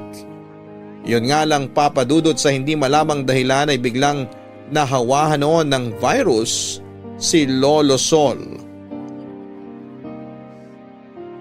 Halos bumagsak ang mundo ko noon noong nalaman ko mula kay Tito Victor na naka-quarantine noon sina Lolo Sol dahil nag-positive ito sa COVID-19. Mabuti na lamang at kakilala ko ang mga nurse na nagbabantay sa kanya. Akala ko noon ay mawawala na sa amin si Lolo Sol dahil karamihan sa mga senior na nahahawahan ng virus ay hindi na nakakaligtas. Pero palaban si Lolo Papadudut. Nilabanan niya ang sakit niya kahit na mag-isa lamang siya. Nakagagawa naman ako ng paraan noon para mabisita siya para kahit papaano ay malaman niyang hindi siya nag-iisa sa laban niya. Labis na nalungkot noon si Lola dahil sa nangyari kay Lolo. Gabi-gabi raw siya noong umiiyak. Matagal na panahon silang nagkahiwalay at dahil sa paghihiwalay nilang yon ay naapektuhan ang kalusugan ni Lola. Palagi raw siyang walang ganang kumain at lagi lamang daw siyang nakahiga at hindi lumalabas ng kwarto. Ayon kay Tito Victor ay natatakot daw si Lola noon dahil alam niyang simulat sa pool, lagi na siyang namamatayan ng mahal sa buhay at hindi raw niya alam kung ano ang gagawin niya kapag kaming dalawa ni Lolo ay mapahamak ng dahil sa COVID. Halos 2 buwan ding nanatili sa ospital si Lolo bago siya nag-negative sa sakit. Milagro nga raw na nakaligtas siya sa COVID. Siguro'y dahil na rin sa pagmamahal niya kay Lola. Kaya siya lumaban. 2 linggo pa siyang nag-quarantine para masiguradong wala na siyang virus bago siya muling pinauwi sa bahay Papadudut.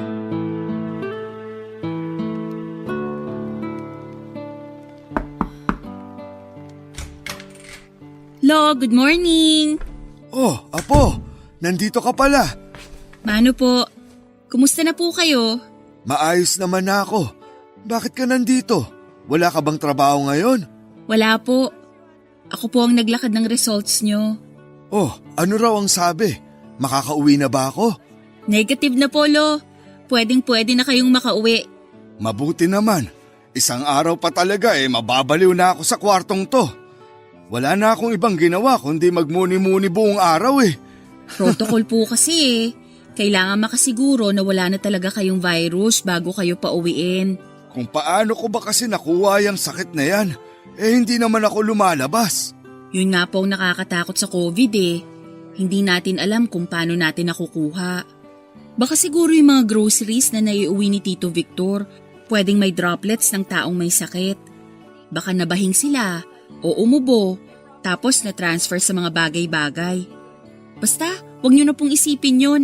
Ang mahalaga, magaling na kayo. Mabuti naman kung ganon. Ikaw ba? Maayos ka naman ba sa trabaho?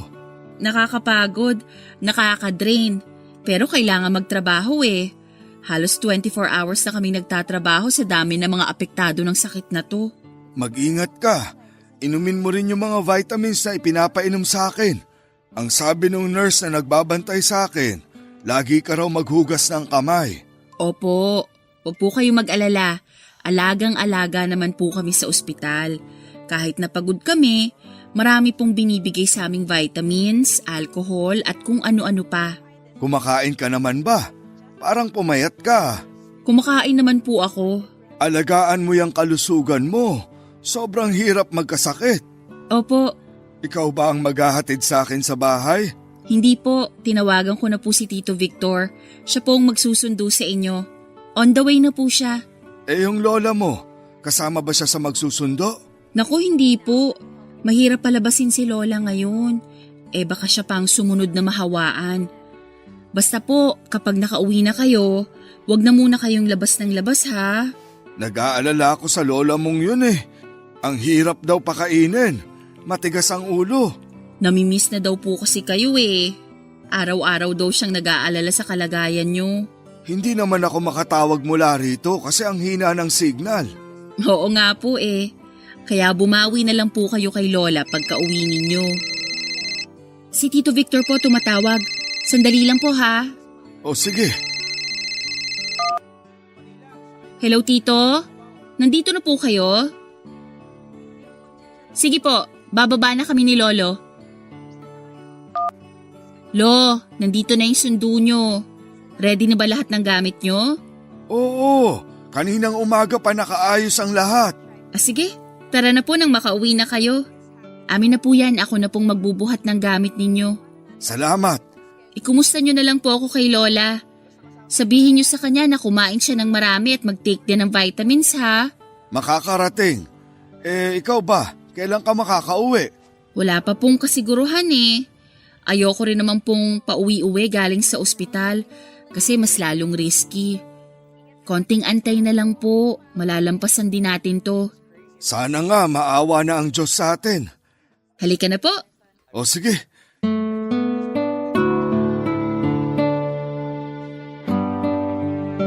Kahit papaano ay mabilis din namang nakabawi si Lolo Sol sa kanyang kalusugan.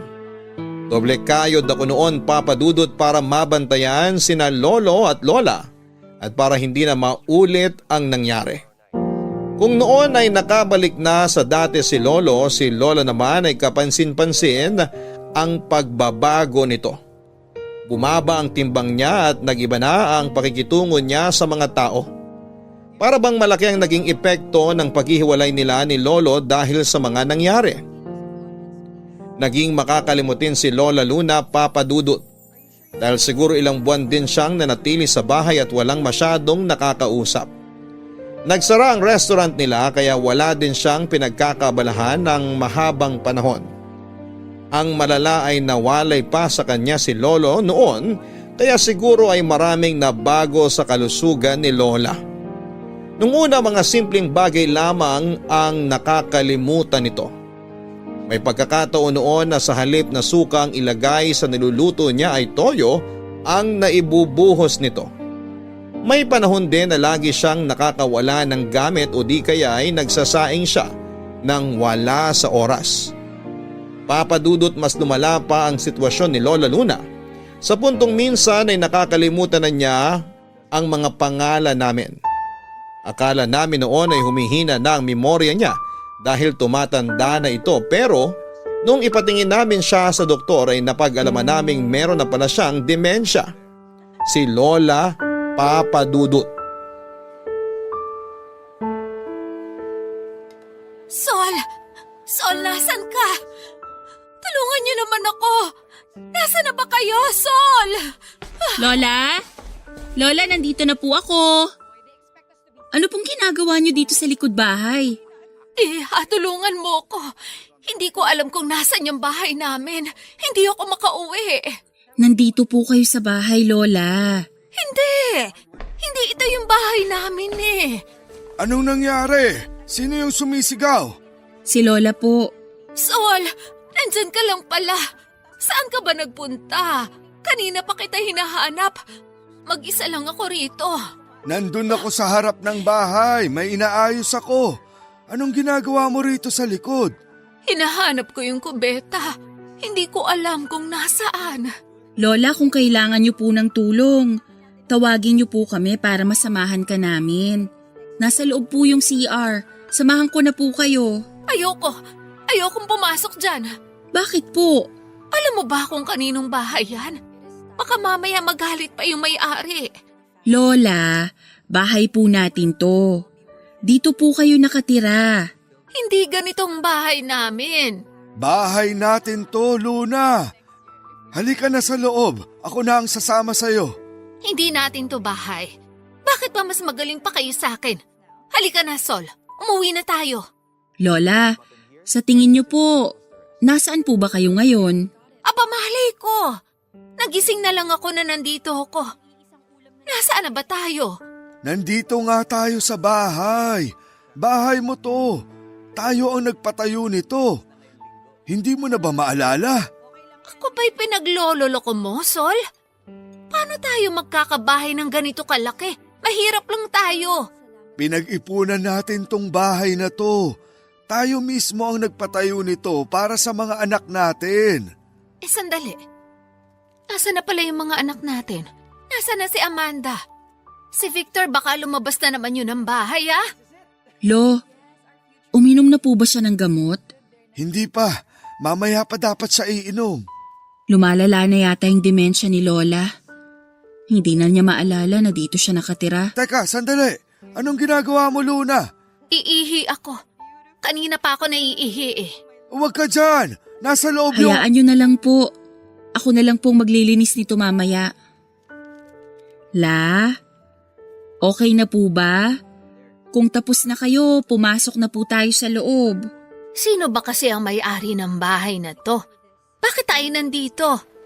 Bagong bahay ba to nila, Patricia? Opo, bahay po nila to. Gusto niyo po bang tignan sa loob? O sige, nasan ba si Patricia? Gusto ko siya makausap. Luna, matagal nang patay si... Lo, hayaan mo na lang po. Sa mga ganitong sitwasyon, ang dapat nating gawin, sabayan na lang natin si Lola. Hindi natin malalabanan kung anong tumatakbo sa alaala niya ngayon. Natatakot lang ako. Paano kung isang araw, hindi na rin niya ako maalala? Hayaan niyo po.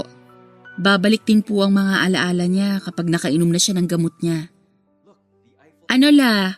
Pasok na po tayo? O sige.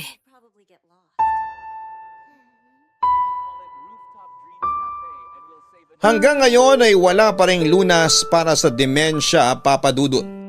Pero may mga available naman pong mga gamot para makatulong sa sintomas nito. Simula noon ay nanirahan na si Tito Victor kasama ang pamilya nito sa bahay para mabantayan nila si Lola tuwing nasa trabaho ako. Tinuruan ko sila kung ano nga ba ang dapat gawin para hindi lumala ang sakit ni Lola. Kapag wala ako sa trabaho ay ginagawa ko naman ang lahat para matulungan si Lola na gawin ang dating routine niya sa araw-araw. Tulad ng pagwawali sa harapan ng bahay tuwing umaga at pakikinig ng barangay love stories tuwing tanghali. Sinasamahan ko rin siyang magluto at manood ng teleserye sa gabi. Minsan hinahayaan ko siyang magkwento tungkol sa nakaraan niya.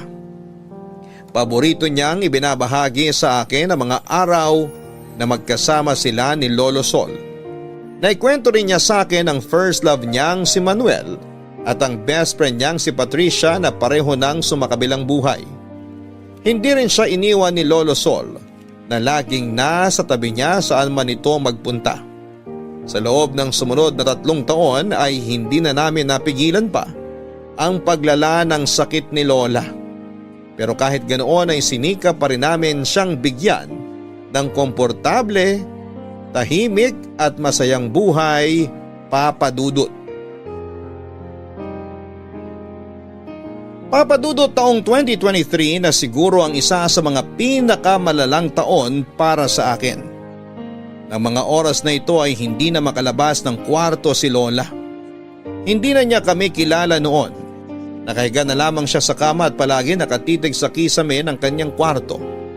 Nakasuot na siya noon ng diaper at araw-araw na siyang hinahainan ng pagkain sa kanyang silid.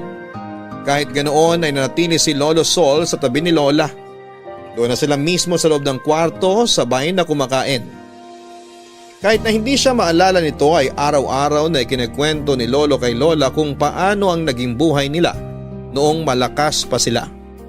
Para mabantayan ng maayos si Lola Luna ay isang helper ang kinuha ni Tito Victor para magbantay kay Lola 24/7. Busy na rin kasi siya noon dahil sinusubukan niyang isalba ang restaurant business nila Lola na nagsara noong pandemic. Papa Dudut, nakakadurog ng pusong makita na ang babaeng nagsilbing ina. Noong ako'y naulila ay hindi na katulad ng dati. Wala na ang dating mga ngiti sa mata ni Lola habang nakaharap sa kalan at nagluluto ng sangkaterbang ulam. Wala nang mga kwentuhan namin bago matulog tungkol sa masasayang alaala niya noong dalaga pa lamang siya. Hindi na nito nadidiligan ang mga halamang kinokolekta niya sa nagdaang taon. Hindi na niya nasusubaybayan ang paborito niyang palabas sa TV. Minsan ay napapaiyak na lamang ako habang pinagmamasdan ko si Lola na mag-isang nagsasalita habang binabalikan ang nakaraan sa kanyang alaala. Lola? Hello, Lola. Kumusta na po? Maayos naman. Ikaw ba yan, Amanda? Nasaan ang tatay mo? Ako po to, si Estrella. Sinong Estrella?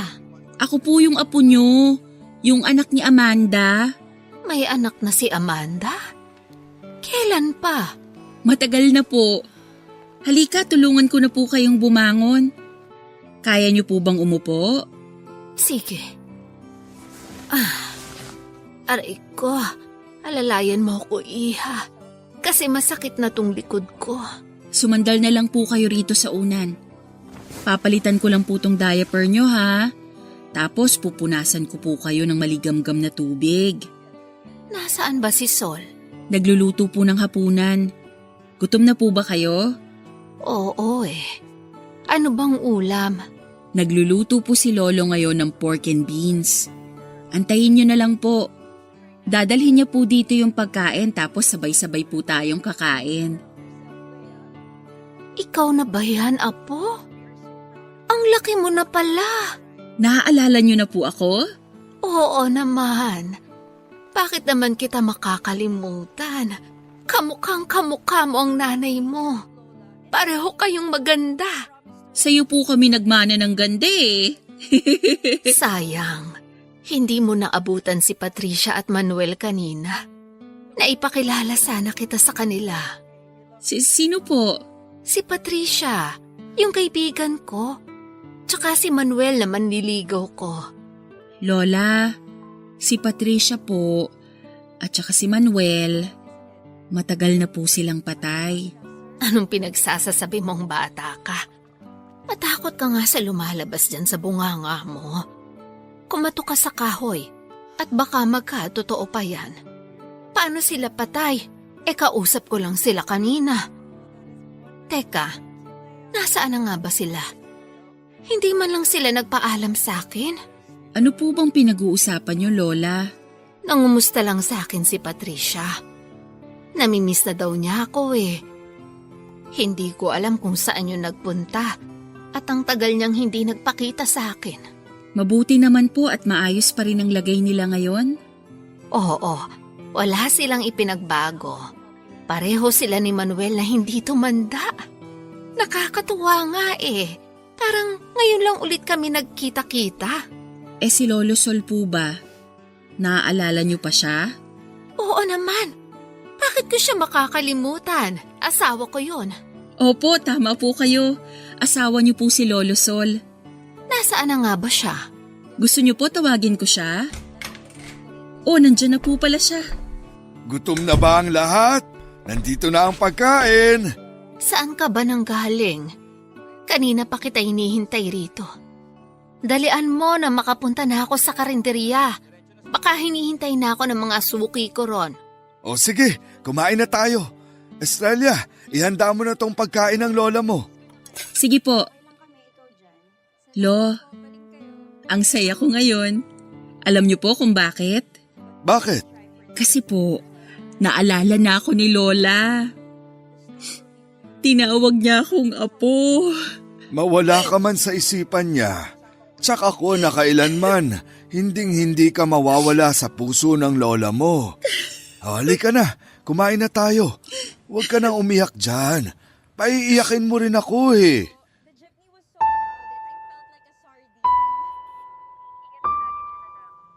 Papa Dudut, March 15, 2023, namatay si Lola Luna. Si Lolo Sol ang unang nakakita sa kanya. Bumangon siya ng maaga noong araw na yon para ipagluto ng agahan si Lola. Pero pagbalik niya sa kwarto ay saka lamang niya napansin na hindi na pala ito humihinga. Namatay siya sa kanyang pagkakatulog, Papa Dudut. Tahimik, mapayapa at may ngiti sa kanyang mga labi. Naalala ko pa rin hanggang ngayon ang huling gabi na magkakasama kaming tatlo 8:00 na noong binibihisan ko si Lola. Bigla siyang naging madaldal at nagulat nga ako noon dahil bigla niya kaming naalala. Imbes na matulog ng maaga ay nakipagkwentuhan kami sa kanya dahil noon lamang ulit siya naging aktibo. Para nga siyang walang sakit noon, Papa Dudut. Nagbalik tanaw kami sa mga masasayang pangyayari sa buhay namin noon. Naikwento pa nga niya ang tungkol sa pag-amin niya noon kay Lolo Sol sa kasagsagan ng bagyo habang nasa bubungan sila ng isang bahay. Sobrang saya ko ng time na yon, Papa Dudut, dahil puro tawanan lamang kami. Ginamit ko ang chance na yon para magpasalamat sa kanya sa lahat ng sakripisyong ginawa niya para sa akin at sa nanay ko. Sinabi ko sa kanya na sobrang proud ako dahil inabot niya ang mga pangarap niya para sa sarili niya at sa kanyang pamilya.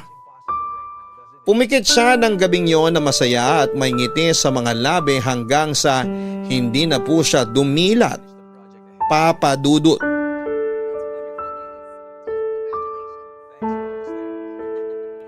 Lo, okay lang po ba kayo? Oo, okay lang ako. Gusto niyo po bang umuwi na tayo para makapagpahinga na kayo? Dito na lang muna tayo sa sementeryo. Gusto ko munang samahan ng lola mo. Hindi po ba kayo napagod sa libing? Hindi ko pa ramdam ang pagod ngayon. Mas nangingibabaw pa rin yung sakit ng pagkawala ng lola mo eh. Alam ko po yung nararamdaman niyo, Lo. Ako man hirap pa rin akong tanggapin na wala na si Lola. Kung pwede lang sana na dito na ako tumira gagawin ko. Lo, Di ko pa kayang iwan ang lola mo, Estrella. Nangako ako sa kanya eh. Sinabi ko sa kanya na di ko siya iiwan. never niyo naman po siyang iniwan eh. Simula noon hanggang ngayon, lagi kayong nasa tabi ni Lola. Hindi niyo siya pinabayaan. Pero kahit na, parang hindi ko alam. Paano ko nagagawin ngayon yung party ko bilang asawa niya kung wala na siya? Isipin na lang po natin na nasa masayang lugar na ngayon si Lola. Opo, masakit na wala na siya sa tabi natin. Pero hindi ba mas panatag na ang loob natin na nakakapagpahinga na siya? Na wala ng paghihirap? Mamimiss ko ang lola mo. Sobra. Ako rin po. Ang daya niya. Hindi man lang siya nagpaalam sa akin. Ni hindi man lang ako nakapagpaalam sa kanya. Parang kalahati ng pagkatao ko nawala nung namatay ang lola mo. Paano ko ngayon naharapin ang kinabukasan nang wala siya? Parang wala na akong rason pa na manatili rito eh. Lo, wag niyo naman pong sabihin yan. Parang gusto ko na ring sumama sa kanya. Wag naman po. Paano naman po ako? Mawawala na naman po ako ng magulang? Pasensya ka na. Hindi ko pa rin talaga matanggap eh. Naiintindihan ko po kayo. Nalulungkot lang ako na para bang unti-unti nang nabubura sa mundong to yung mga alaala namin. Yung mga kaibigan namin, kamag-anak, kakilala, isa-isa na silang nawawala. Yung panahon namin noon, napapalitan na ng bagong henerasyon. Nakakalungkot na wala na akong makausap tungkol sa masasayang nakaraan namin. Hanggang alaala na lang talaga ang lahat. Hindi po mabubura ang mga alaala ninyo ni Lola. Alam niyo po kung bakit? Kasi pinasa niyo na sa akin yung kwento niyong dalawa. Hindi ko man nasaksihan yung kabuuan ng pinagdaanan ninyo. Napakinggan ko naman ang magandang kwento niyong dalawa. At yung naging buhay niyo, makatitiyak kayong ipapasa ko rin to sa mga magiging anak ko. Na minsan, may isang dalaga at binatang pinagtagpo ng tadhana.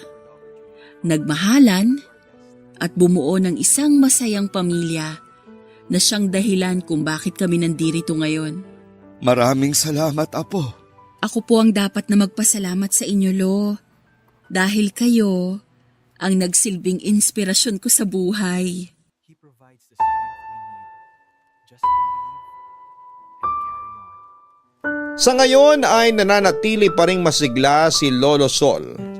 1 taon na simula noong nawala si Lola Luna pero hanggang ngayon, hindi pa rin kami nakakapag-adjust sa pagkawala niya, Papa Dudut. Hanggang ngayon ay nananatili pa rin ang bakas niya sa mga puso namin. Ganon pa man ay patuloy pa rin kami sa pagsusumikap at paggawa ng mga bagong alaala sa ngalan niya. Papa Dudut, isa kayo sa mga nagbigay saya kay Lola Sol sa panahon ngayon.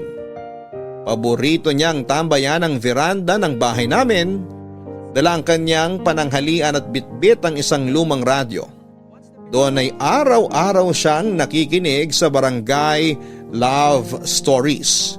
Yun na raw kasi ang tanging paraan niya para alalahanin si Lola Luna. Tuwing nakatingin siya sa maaliwalas na kalangitan, ay nai-imagine daw niya na kasama niya si Lola mula sa langit at nakikinig sa programa ninyo. Yun na kasi ang nakagisna nilang libangan bilang mag-asawa. Kaya ako nga po naisipang magpadala ng sulat sa inyo para naman maibahagi ang kwento ng lolo at lola ko. Sila ang patunay na ang pagmamahalang wagas ay kayang lagpasan ng anumang pagsubok sa buhay. Papa Dudut, lubos po akong nagpapasalamat sa inyo dahil pinagbigyan ninyo ang napakahabang kwento na ibinahagi ko sa inyo. Tiyak akong matutuwa si Lolo kapag narinig niya ang sarili niyang kwento sa programa ninyo. Bilang nandito na lang din po ako ay gusto ko pong ipag-shout out ang #1 listener ninyo. Walang iba kundi ang aking Lolo Sol, pati na rin ang mahal kong si Lola Luna. Ito na po ang wagas ng aming kwento. Muli maraming salamat po sa inyong lahat. Ang inyong forever kapuso at kabarangay, Estrella. Lahat po tayo ay pangarap na makasamang tumanda ang taong pinakamamahal natin. Sa panahon ngayon ay mahirap na itong maranasan, pero hindi naman po ito imposibleng makamit. Ang kailangan mo lang ay maging tapat sa iyong minamahal para ikaw at ang iyong minamahal ay sabay na tumanda.